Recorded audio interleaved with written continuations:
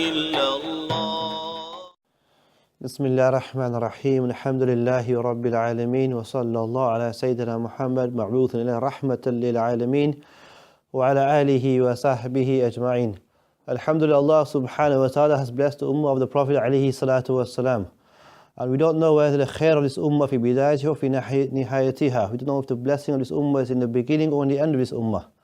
And the blessings of this ummah are multiplied and they are elevated in the estimation of Allah subhanahu wa ta'ala based upon one famous attribute and sifa, which if a person imbues within their life, inshaAllah ta'ala, this amal or these actions a person performs will be magnified in the estimation of Allah subhanahu wa ta'ala.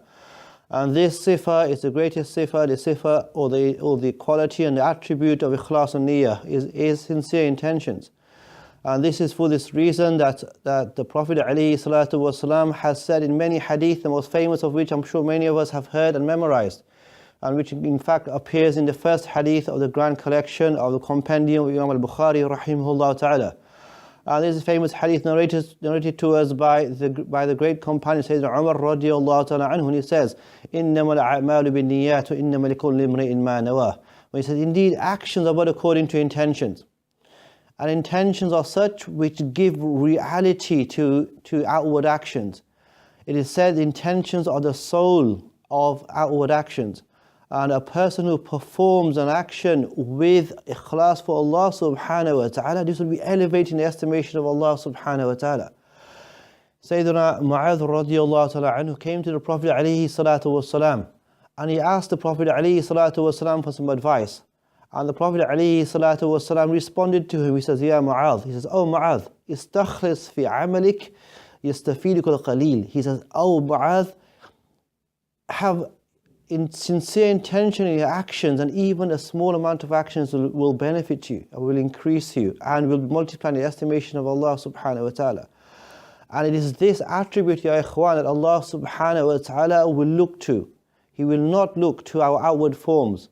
As the Prophet alayhi salatu wasalam says, Inna Allah la yunzuru ila wujuhukum la ila suwarikum lakin yunzuru ila qulubikum la a'malikum. That Allah subhanahu wa ta'ala does not look to your outward forms nor to your faces. Indeed, He looks to your heart and the nature of your deeds.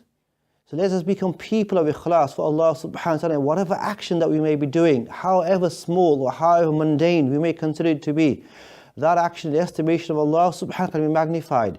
That action in the estimation of Allah subhanahu wa ta'ala can be a means of great reward.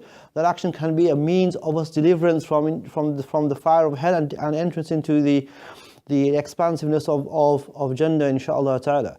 It's for this reason our great scholars have various sayings about the importance of intention. When it's mentioned in an athar or in a narration, when it says, Innal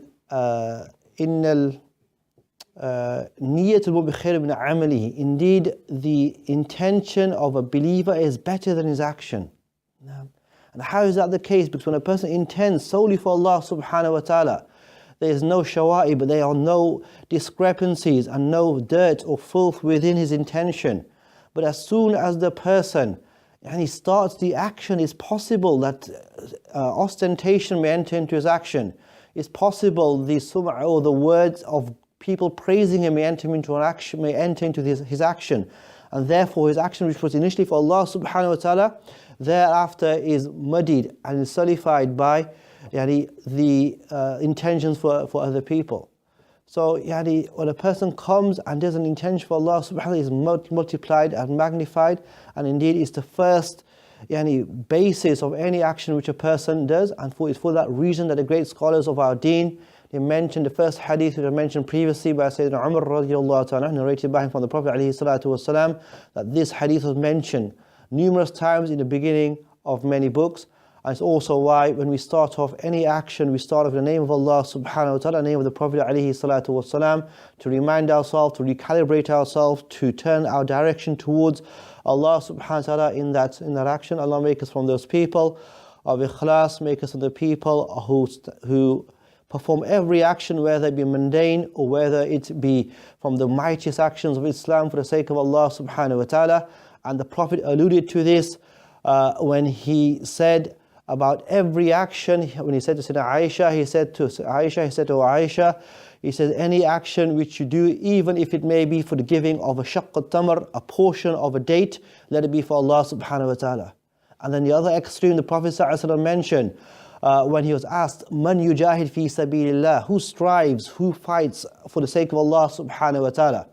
And the Prophet ﷺ mentioned, he said, الذي يقاتل حتى يكون كلمة الله العليا, the person who fights and strives till the kalimatullah, the word of Allah subhanahu wa ta'ala, can be uliya, can be the most elevated. So the Prophet ﷺ in this example, by giving the least of actions which a person can do, to the most greatest and the most virtuous of actions which a person can do, both of them have to have the reality and the essence and the soul of sincere intentions for Allah subhanahu wa ta'ala.